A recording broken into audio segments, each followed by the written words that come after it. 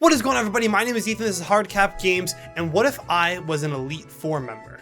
This is a series that we've been doing on my channel for 9 weeks now, and here in episode 10, we go into our second Elite 4 member. After this, we only have 3 videos left in this series, which will come out over the next 3 weeks. So if you enjoy this type of content, leave me some top 10 lists or any other ideas you have for similar types of content. Leave them down in the comments and I'll see what I can do. If you guys enjoy, leave a like down below, subscribe if you are new. We are at the point of recording this video 4 subscribers away from hitting 300 subscribers. I do greatly appreciate each and every one of you that does subscribe. Last week, you defeated Atlas, the overconfident alien, not really alien Pokemon trainer. He was ranked number 4 in the world, but you took him down with no issue whatsoever, and it is now time for your next challenge. Who is this trainer? Let's find out. So, you defeated Atlas. Now, your ranking isn't going to change at all. Since I mentioned in the last episode, the rankings are locked at the time of your entry into the Pokemon League. The rankings will update when your run is over, whether you defeat the champion or you lose at some point. So if you were to lose today to this Elite 4 member, you would likely be ranked at number 4. However, I believe that you have what it takes to take down this Elite 4 member.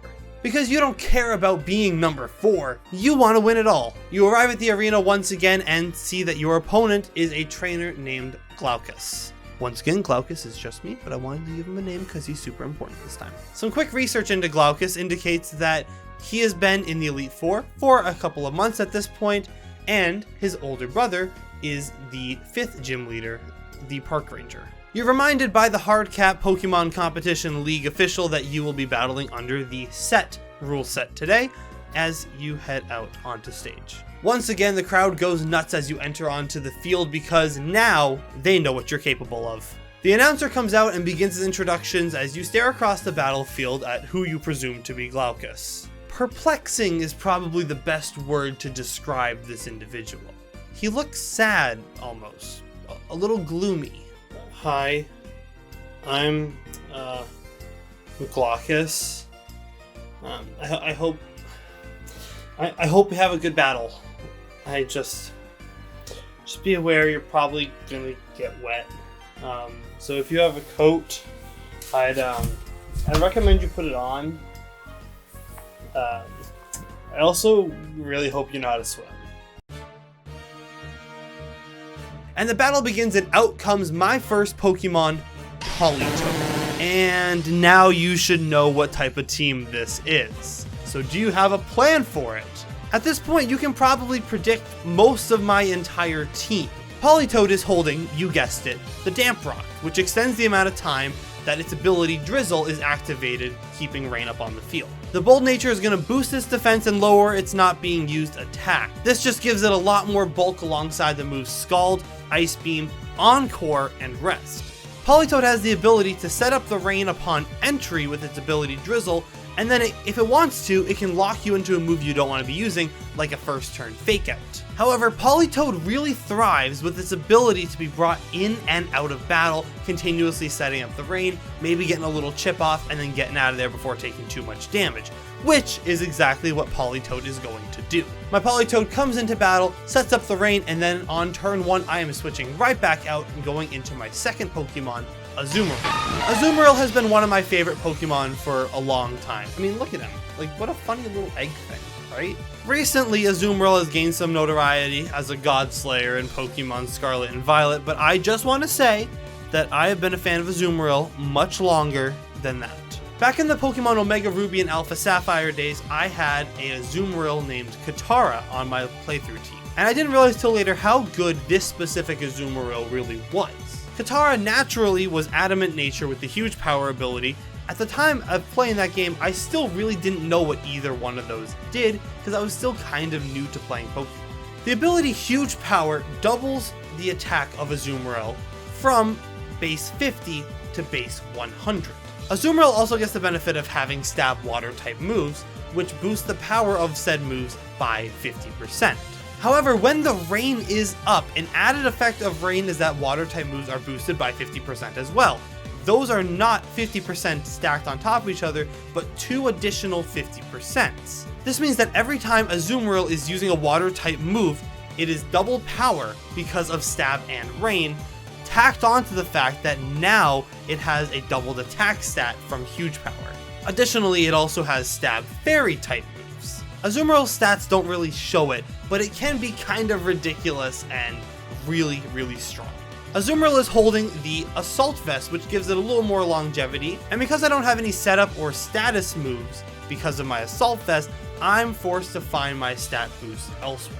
Azumarill has the moves Power Up Punch, Play Rough, Liquidation, and Ice Spinner. Every time I use Power Up Punch, my attack goes up by 1 stage, which I can then use to chain into Stab, Play Roughs, or Liquidations. And I have Ice Spinner just for some good coverage. I am personally assuming that my Azumarill will be on the field for a while, so when it does go down, Politoed will come back in to set up the rain one more time, and then switch back out into Seismitoad. In my personal opinion, Seismitoad is too heavily slept on.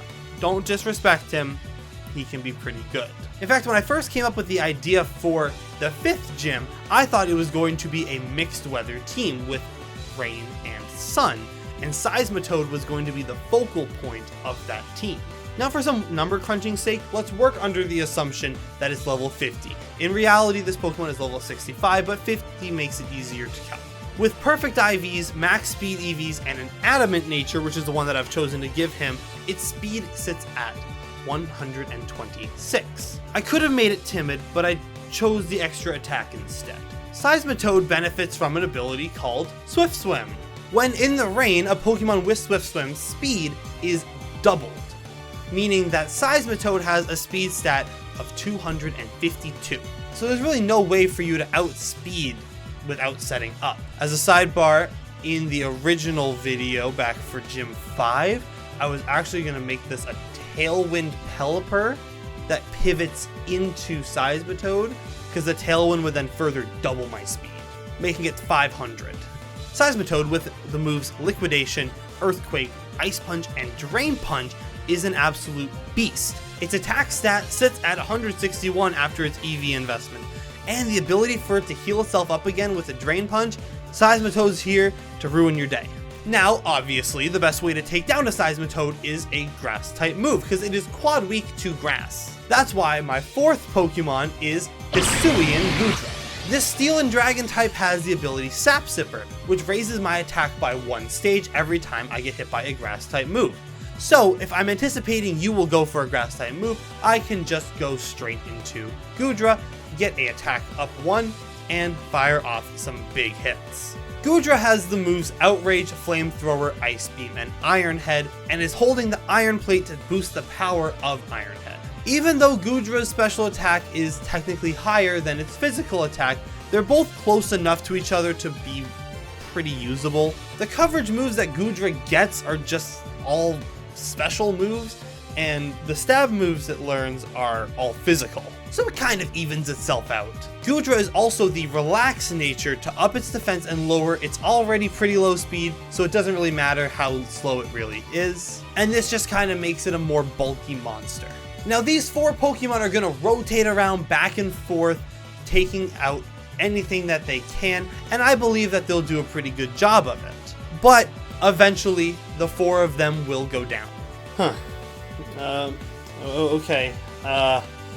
That's fine. Sorry guys, I have to use you today. Okay. Kyogre, you're up. And my 5th Pokemon is Kyogre. Kyogre comes in and sets up the rain one more time with its ability Drizzle.